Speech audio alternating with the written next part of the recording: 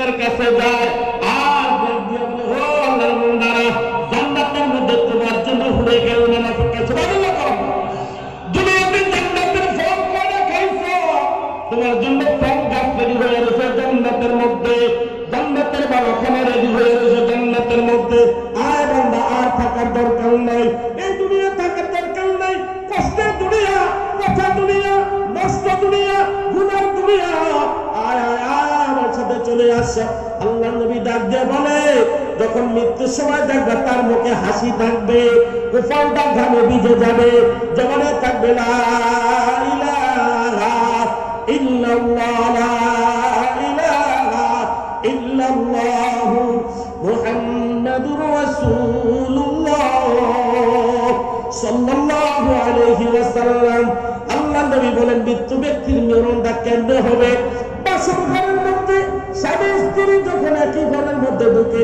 স্ত্রী স্বামীর সাথে কথা বলে স্বামী স্ত্রীর সাথে কথা বলতে বলতে বলতে বলতে কখন জানি স্বামী ঘুমিয়ে গেছে স্ত্রী বলতে পারে না স্ত্রী ঘুমিয়ে গেছে স্বামী বলতে পারে না ঠিক আল্লাহর নবী ডাক দিয়ে বলে যারা জান্নাতি ওয়ালা মানুষ তারা জান্নাতি ওয়ালা মানুষ মৃত্যুর সময় দেখবা তার চোখের মধ্যে লাল হবে না চোখ পাবে না হাত টান দিবে না পা টান দিবে না মানুষকে কামড় দিবে না খামড় দিবে না দুনিয়াতে অনেক মানুষ যারা মৃত্যু ব্যক্তিকে গোসল করেন তারা বলতে পারবেন অনেক লোক আছে মৃত্যুর সময় পায়খানা সরকারে বের হয়ে যায় প্রস্রাব বের হয়ে যায় এমন লোক আছে নারীগুলি পায়খানা রাস্তাতে বের হয়ে যায় নাউযুবিল্লাহ নাউযুবিল্লাহ আর এমন লোক আছে মৃত্যুর সময় যখন মৃত্যু হয়ে যায় তার শরীরটা নূরে নূরান্বিত হয়ে যায় মৃত্যুর সময় তার শরীর থেকে মেশক আম্বরে গরম বের হয়ে যায় ঠিক না ঠিক ও আল্লাহ পাক রব্বুল আলামিন ইরজিই ইলা রাব্বিকি রাদিয়াতান মারদিয়া ফাদখুলি ফি ইবাদি ওয়াদখুলি জান্নাতি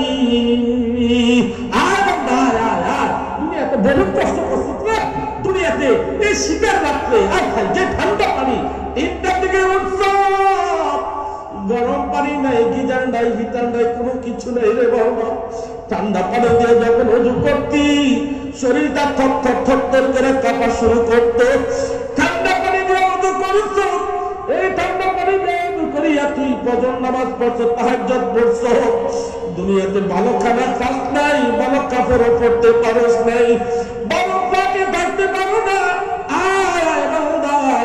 আজকে তুই কি আমাকে আমি তোমায় এমন ভাবে জান্নাতের মধ্যে রাখবো যেখানে খানার কোনো শেষ নাই কাপড়ের শেষ নাই কোনো কিছু শেষ নাই আল্লাহ পাক রব্বুল আলামিন হুকুমে যখন বান্দা মরে যাবে তোমাকে যখন গোসল করাতে নিবে গোসল করানোর সময় তোমার কাছে ফেরেশতারা থাকবে তোমাকে স্বাগতম দেওয়ার জন্য ও আল্লাহ আপনার পায়মান বান্দা আপনার খাস বান্দা আপনার খাস বান্দা জমিনের মধ্যে ভালো লোক ছিল এই ফেরেশতারা যখন সাক্ষী নিতে থাকবে তোমাকে যখন গোসল করাবে তখনও রহমতের ফেরেশতারা তোমার কাছে থাকবে দাফন যখন করাবে তখনও তোমার রহমতের ফেরেশতারা থাকবে জানাজার নামাজ পড়ার জন্য তোমাকে যখন তোমার লাশটার সামনে রাখিয়া যখন ইমাম বাচ্চা তাকবীর দিয়ে নামাজ পড়তে থাকে তারপর আল্লাহ আসমান থেকে ফয়সালা করে দেয় যাও ও ফেরেশতারা আমার বান্দার জানাজার মধ্যে তোমরা হাজির হয়ে যাও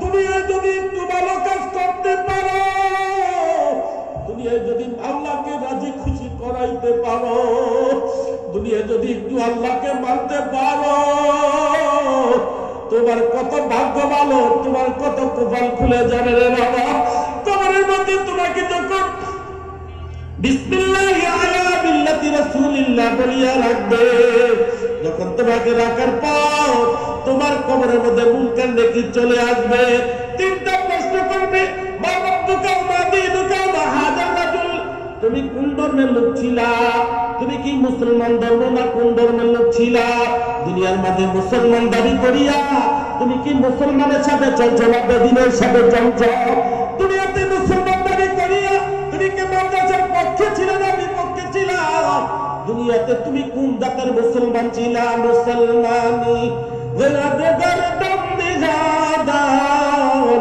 এনাদে খুদ বস্তি আজজ দাদান মাইলে মুমিন সুয়ে মুমিন নিশাওয়াব মাইলে মুমিন সুয়ে মুমিন নিশাওয়াব মাইলে কাফের সুয়ে কাফের নিশাওয়াব এক জামানা সামাতে দাউলিয়া